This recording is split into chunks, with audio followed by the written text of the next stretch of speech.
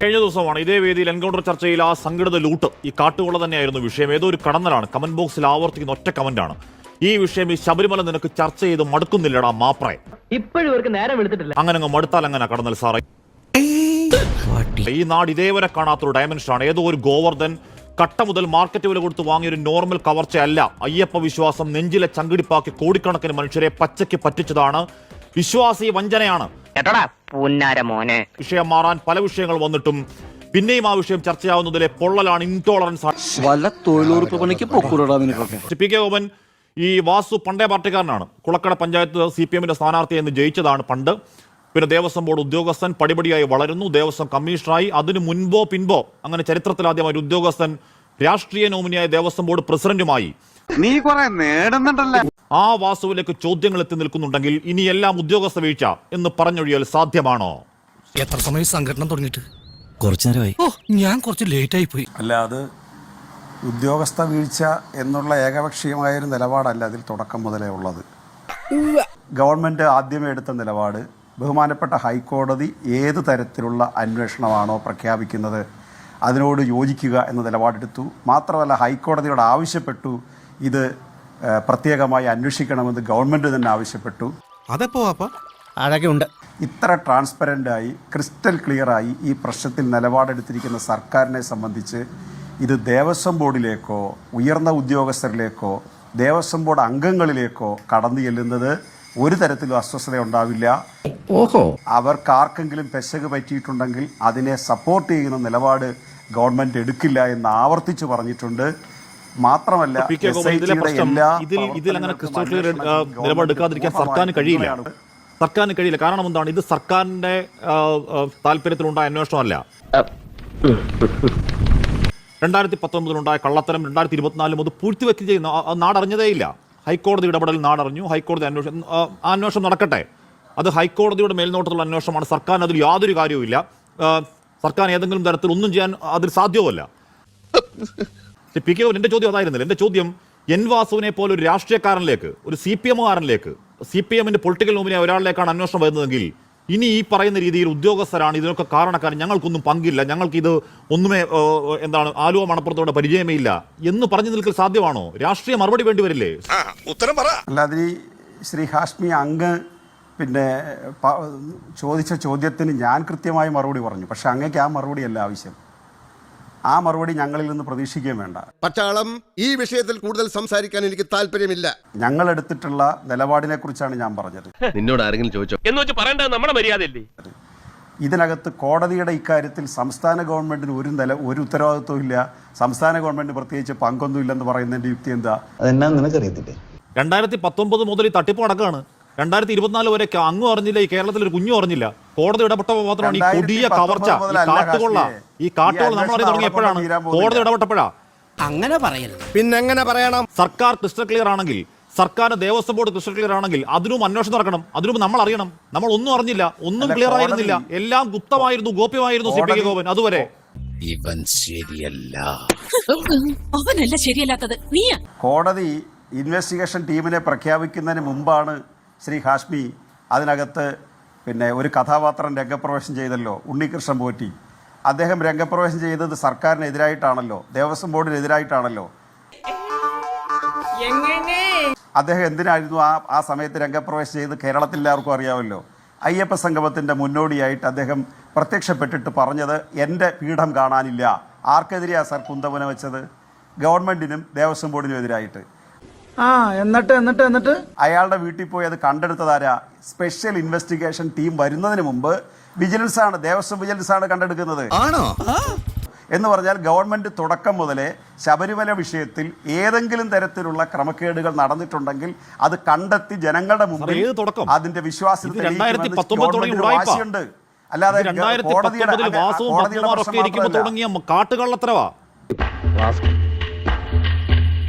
എപ്പോഴാ തുടങ്ങിയേ? ഇത് കോടതി കയ്യോടെ പിടിച്ചപ്പോഴാണല്ലോ തുടങ്ങുന്നേ. അതുവരെ നമ്മൾ ആരെങ്കിലും അറിഞ്ഞോ ഈ മാരക ഉടായ്പ്? ചരിത്രത്തിൽ ഇന്നേവരില്ലാത്ത ഈ കള്ളത്തിൽ നമ്മൾ ആരെങ്കിലും അറിഞ്ഞോ? CPK ഗോപൻ കോടതി കയ്യോടെ പിടിച്ചപ്പോഴേക്കും വേറെ നിവൃത്തിയില്ല, ഓരോന്ന് പുറത്തു വന്ന് തുടങ്ങിയതാ. സർക്കാർ ഒരു ക്രെഡിറ്റും ഇല്ല. അവിടെ 1,87,00,000 രൂപയുടെ പേരിൽ ഒരു ജീവനക്കാരനെ പുറത്താക്കിയത് കാശ്മീർ അറിഞ്ഞില്ലായിരുന്നോ? അവിടെ ശിവകുമാർ സാർ മന്ത്രിയായിരിക്കുമ്പോഴേ UDF-ന്റെ മന്ത്രിയായിരിക്കുമ്പോൾ അദ്ദേഹത്തിന്റെ സഹോദരനെ 1,87,00,000 രൂപയുടെ ക്രമക്കേട് നടത്തി പുറത്താക്കിയത് 99-ന് ശേഷമാണോ സാർ? അത് നമ്മൾ അറിഞ്ഞു. അവിടെ നമ്മൾ അറിഞ്ഞില്ല, അതാണ് പ്രശ്നം. നീ വെള്ളം ഇറങ്ങാതെ ചാവൂടാ. ഈ ഗുപ്തപ്പണി, ഈ ദേവസ്വം ബോർഡിന്റെ കള്ള ഉത്തരവിന്റെ അടിസ്ഥാനത്തിൽ ഒരു കള്ളപ്പോറ്റി, മുരാരി പോലുള്ള കുറെ ഉടായ്പ സംഘങ്ങൾ, അതിനുള്ള എല്ലാവിധ ഒത്താശ, ഈ കടത്ത്, ഈ കോടികളുടെ വെട്ടിപ്പ് ഒന്നും നമ്മൾ അറിഞ്ഞില്ല. അതാ പ്രശ്നം. ഇത് കോടതി ഇടപെട്ടപ്പോഴാണ് നമ്മൾ അറിഞ്ഞല്ലേ. ഇത് നമ്മുടെ ശ്രദ്ധയിൽപ്പെട്ടപ്പോൾ, ഗവൺമെന്റ് ശ്രദ്ധയിൽപ്പെട്ടപ്പോൾ ഗവൺമെന്റും മുഖ്യമന്ത്രിയൊക്കെ എടുത്ത നിലപാടെന്താ കാശ്മീർ? ബഹുമാനായ ഹാഷ്മി അത് ചൂണ്ടിക്കാണിക്കാത്തത് എന്താ? അക്കാര്യത്തിൽ ഗവൺമെന്റിന്റെ നിലപാട് ഏതെങ്കിലും തരത്തിൽ കുറ്റപ്പെടുത്താൻ പറ്റുന്നതാണോ? കാരണം ഗവൺമെന്റ് പറയുന്നത് ഇന്നത്തെ ഗവൺമെന്റ് തീരുമാനിച്ചു കൊടുത്തിട്ടുള്ള ഏതെങ്കിലും ഒരു ദേവസ്വം ബോർഡ് അംഗമോ പ്രസിഡന്റോ ഉത്തരവാദിയാണെങ്കിൽ അയാളെ പ്രൊട്ടക്ട് ചെയ്യുന്നില്ലെന്ന് എത്ര കൃത്യമായിട്ടാണ് ഈ ഗവൺമെന്റ് നിലപാടെടുക്കുന്നത്. SITയുടെ അന്വേഷണത്തിൽ ഞങ്ങൾ ഇടപെടുന്നുണ്ടോ? ഏതെങ്കിലും തരത്തിൽ ഇടപെടുന്നുണ്ടോ? കോടതി വെച്ചിരിക്കുന്ന കമ്മീഷൻ സംസ്ഥാന ഗവൺമെന്റ് പരിധിയിൽ വരുന്നവരാണല്ലോ അവർ. ഞങ്ങൾ ഇടപെടുന്നുണ്ടോ? ഇടപെടുന്നില്ല എന്ന് മാധ്യമങ്ങൾക്ക് ഒറ്റക്കെട്ടായിട്ട് പറയേണ്ടി വരുന്നു. കാരണം അവർ വളരെ ട്രാൻസ്പെറന്റായി സുതാര്യമായി അവരുടെ അന്വേഷണം നടക്കുകയാണ്. ഗവൺമെന്റിന്റെ മുമ്പിൽ കൃത്യമായിട്ട് വരുമ്പോൾ ഈ അന്വേഷണ കമ്മീഷൻ അന്വേഷണം നടത്തി FIR സമർപ്പിച്ച് കോടതി അക്കാര്യത്തിലുള്ള നിരീക്ഷണം നടത്തുമ്പോൾ ആരെയെങ്കിലും സംരക്ഷിക്കുന്നോ നിങ്ങൾ നോക്ക്. പച്ചവെള്ളം ചവച്ചു കുടിക്കണം പഞ്ചപാവം. അങ്ങോട്ട് ഇറങ്ങിയില്ലടേ. കോടതിക്കുള്ള നിരീക്ഷണത്തിന് വേണ്ടിയാണ് ഈ ദേവസ്വം ബോർഡിനെ പിടിച്ചിറക്കി വിടാൻ നിങ്ങൾ കാത്തിരിക്കുന്നെങ്കിൽ കോടതി നിരീക്ഷണം നടത്തി. അതും കയ്യിൽ പോയി. കോടതി നിരീക്ഷണം നടത്തി. കോടതി ഉത്തരവൊക്കെ വായിച്ചിട്ടാണ് നിരീക്ഷണം നടത്തിയത്. കോടതി പറയുന്നത് 2010. ഞാൻ വേണേ വായിച്ചു കേൾപ്പിക്കാം വേണമെങ്കിൽ. വേണ്ട കണ്ടോ? കോടതിക്ക് ഉറച്ച കൺവെൻഷനിൽ കോടതി പറയുകയാണ് 2019 ഈ ഗോൾഡ് പിലിഫറേജ് മറച്ചു വെക്കാനാണ് 2024 ഈ അറ്റകുറ്റപ്പണി എന്നുള്ള കള്ളത്തരമാണെന്ന് കോടതി പറയുകയാണ്. ശക്തമായ നിരീക്ഷണമാണ്. ഒരു നിരീക്ഷണത്തിന് വേണ്ടിയാണ് കാത്തിരിക്കുന്നതെങ്കിൽ ഇനഫാണത് അല്ലേ?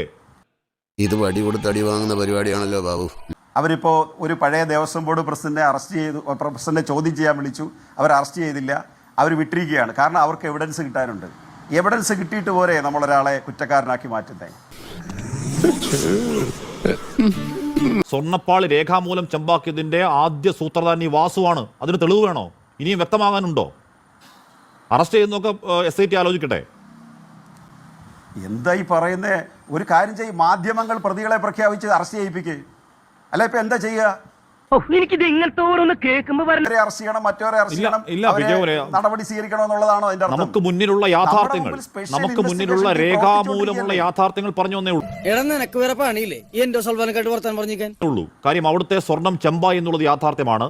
സ്വർണം ചെമ്പാക്കിയതിന്റെ ആദ്യ ആൾ വാസുവാണെന്നുള്ളത് യാഥാർത്ഥ്യമാണ്. അതിന്റെ ഉത്തരവുകൾ രേഖാമൂലം നമുക്ക് മുന്നിലുണ്ടല്ലോ. കോടതി ഉത്തരവിടട്ടെ, വന്നോട്ടെ. അത് ഉത്തരവിടട്ടെ. അത് നമ്മുടെ തലവേദനയല്ല. ദൃഷ്ടി ഉള്ളത് കൊണ്ട് അങ്ങ് അത് പറയുന്നു. എൻ വാസു ഇന്ന കാരണത്താൽ കുറ്റക്കാരനാണ്. ദീർഘദൃഷ്ടി SITക്ക് ഇല്ലല്ലോ. അങ്ങേക്ക് ആ ദീർഘദൃഷ്ടി വരാൻ ഞാൻ അയച്ചു തരാം. അങ്ങേക്ക് ആ ദീർഘദൃഷ്ടി വരാൻ ഈ പറയുന്ന എല്ലാ ഉത്തരവുകളും ഞാൻ അങ്ങേക്ക് അയച്ചു തരാം.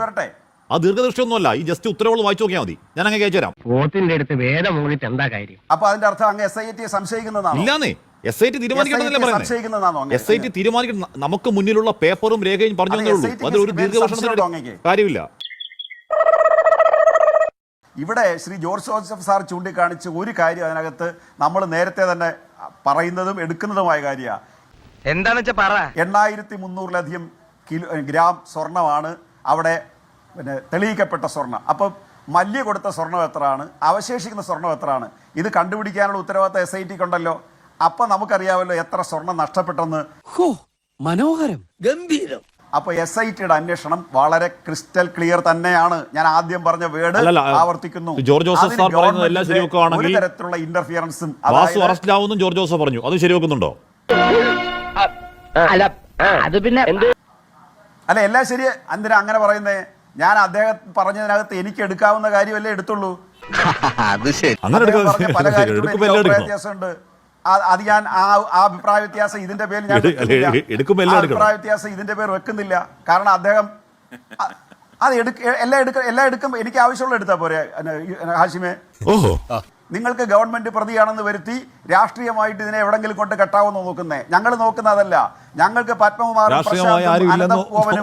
വാസുവും ഞങ്ങൾ ഒന്നുമല്ല. വാസുവിനെ ചോദ്യം ചെയ്തെങ്കിൽ അന്വേഷണം ഒരു പ്രത്യേക പോയിന്റിൽ എത്തിയിട്ടുണ്ടെന്ന് ഉറപ്പ്. ഇനി വേണ്ടത് അന്വേഷണ സംഘത്തിന്റെ കാല് പറക്കാത്ത ഇച്ഛാശക്തിയും വിൽപ്പോറുമാണ്. കോടതി കൊടുക്കുന്ന ഒരു കരുത്തിൽ അത് സാധ്യമാകുമെന്നും കരുതുന്നുണ്ടോ ശ്രീ അറിയൂ ബാബു? തീർച്ചയായും ഹാഷ്മി പറഞ്ഞത് വളരെ കറക്റ്റാണ്. ഈ അന്വേഷണം ഇതിനേക്കാൾ വേഗത്തിൽ മുന്നോട്ട് പോകേണ്ടതാണ്. ഈ പ്രതികളെ വളരെ വേഗത്തിൽ അറസ്റ്റ് ചെയ്യേണ്ടതുമായിരുന്നു. ഇപ്പോൾ ഉണ്ണികൃഷ്ണൻ പോറ്റിയെ അറസ്റ്റ് ചെയ്യാൻ എടുത്ത സമയം നമ്മുടെ മുമ്പിലുണ്ട്. ഉണ്ണികൃഷ്ണൻ പോറ്റി ഇപ്പോ ആരുടെ വക്താവാണ് എന്നാണ് ഇപ്പൊ ഗോപൻ ചോദിക്കുന്നത്. അയ്യപ്പ സംഗമത്തിന്റെ കാലത്ത് സർക്കാരിനെതിരായിട്ടുള്ള കരുവായിട്ട് ഉണ്ണികൃഷ്ണൻ പോറ്റി ആരൊക്കെയോ ഉപയോഗിച്ചു എന്നാണ്. എന്റെ ഭയ ഞാനൊന്നും പറഞ്ഞിട്ടില്ല. മുതലാളി ഒരു പ്രാവശ്യം പറഞ്ഞിട്ടുണ്ട്. ആ ഉണ്ണികൃഷ്ണൻ പോറ്റി ഒപ്പമാണ് പ്രവർത്തിച്ചിരുന്നത്? ആരുടെ കാലത്താണ് ഉണ്ണികൃഷ്ണൻ പോറ്റി ഈ പറയുന്ന തരത്തിൽ ദേവസ്വം സന്നിധാനത്ത് ഇത്തരത്തിൽ എല്ലാവിധ സ്വാധീനത്തോടെ പൂണ്ട് വിളയാടാൻ അവസരം കിട്ടിയത് ആരുടെ കാലത്തായിരുന്നു? ആരൊക്കെയാണ് ഉണ്ണികൃഷ്ണൻ പോറ്റിയുടെ സുഹൃത്തുക്കള്? വല്ലാതെ വേർക്കുന്നുണ്ടല്ലോ, ചൂടെടുക്കുന്നുണ്ടോ? ആർക്കാണ് ഉണ്ണികൃഷ്ണൻ പോറ്റി ഭീമ ജ്വല്ലറിയിൽ നിന്ന് കിട്ടിയ ആ ഓഫ് റോഡ് ജീപ്പിന്റെ താക്കോല് കൈമാറിയത്? ദേവസ്വം മന്ത്രി, ഏത് ദേവസ്വം മന്ത്രി ആയിട്ടാണ് ഉണ്ണികൃഷ്ണൻ പോറ്റിക്ക് ബന്ധം ഉണ്ടായിരുന്നത്? ഇതെല്ലാം നമ്മുടെ കൺമുമ്പിൽ നിൽക്കുമ്പോഴാണ് ഗോപൻ പച്ചവെള്ളം ചവച്ചു കുടിക്കുന്ന ആളാണ് ഞങ്ങളൊക്കെ എന്ന് പറഞ്ഞുകൊണ്ട് ഉണ്ണികൃഷ്ണൻ പോറ്റി മറ്റാരുടെയോ വക്താവാണെന്ന് പറയുന്നത്. ഇതെന്തൊരു ലോകമാണെന്ന് നോക്കണേ. ഉണ്ണികൃഷ്ണൻ പോറ്റി ആരുടെ കാലത്താണ് ഈ വിധ എല്ലാ സ്വാധീനവും ഉണ്ടാക്കിയെടുത്തത്? നമ്മുടെ കൺമുമ്പിൽ പച്ചയായ യാഥാർത്ഥ്യത്തോടെ നിൽക്കുകയാണ്. കേരള ഹൈക്കോടതിയുടെ രൂക്ഷമായ പരാമർശത്തിന് അഴിമതി മറച്ചു വെക്കാൻ ശ്രമിച്ച ഒരു ദേവസ്വം ബോർഡ് പ്രസിഡന്റ് ദേവസ്വം ആസ്ഥാനത്ത് ആ ക്ഷേത്ര ഭരണത്തിന്റെ തലപ്പത്തിരിക്കുകയാണ് ഹാഷ്മി. എന്നിട്ടാണ് ഇവിടെ ചർച്ചയ്ക്ക് വന്നിരുന്നിട്ട് ഞങ്ങളെല്ലാം സുതാര്യമാണ് എന്ന് പറയുന്നത്. എന്താ ഉറക്കം വരുന്നു? ഹാഷ്മി തുടക്കത്തിൽ പറഞ്ഞില്ല SIT യെ കുറിച്ച്. എനിക്ക് സംശയമുണ്ട് ഹാഷ്മി. വാസുവിന്റെ നിർദ്ദേശപ്രകാരമാണ് ചെമ്പാക്കി മാറ്റാൻ ഞാൻ എഴുതിയത് എന്ന് മുരാരി ബാബു പറഞ്ഞിരിക്കുന്നു. എന്തുകൊണ്ടാ വാസുവിനെ അറസ്റ്റ് ചെയ്യാത്തത്? വാസുവിനെതിരെ ഗുരുതരമായി തെളിവ് നിൽക്കുകയാണ്. എല്ലാം കയ്യിൽ പോവാ. ഇവിടെ തുടക്കത്തിൽ കോടതിയുടെ രണ്ടാമത്തെ വിധി വരുന്നതിന് മുമ്പ് പിണറായി വിജയന്റെ ഒരു പരാമർശം ഞാനിപ്പോൾ ഓർമ്മിക്കുക. പിണറായി വിജയൻ പറഞ്ഞു, ദേവസ്വം ബോർഡിനെതിരെ പരാമർശമൊന്നുമില്ലല്ലോ, ദേവസ്വം ബോർഡിനെതിരെ പരാമർശവും ദേവസ്വം ബോർഡ് ഭരണസമിതിക്കെതിരെ ഒരു കുറ്റവും ആരും പറഞ്ഞിട്ടില്ലല്ലോ എന്നാണ്. എന്ന് വെച്ചാൽ ദേവസ്വം ബോർഡ് ഭരണസമിതിക്കാരെ തുടരുത് എന്ന് കൃത്യമായി അന്വേഷണ ഉദ്യോഗസ്ഥന്മാർക്ക് ഒരു ക്ലിയർ മെസ്സേജാ കൊടുക്കുന്നേ. എന്ന് വെച്ചാൽ CPM-ന്റെ നേതാക്കന്മാർക്ക് നേരിട്ട് പങ്കുള്ള കാട്ടുകൊള്ളയാണ്, അമ്പലക്കൊള്ളയാണ് നടന്നിരിക്കുന്നത്. ഇനി ഇവിടെ നിന്ന് അഴിവണ്ടാവാ, നമുക്ക് അങ്ങോട്ട് മാറിയിക്കാം. തൽക്കാലം ഇത്രയും മതി. വരട്ടെ.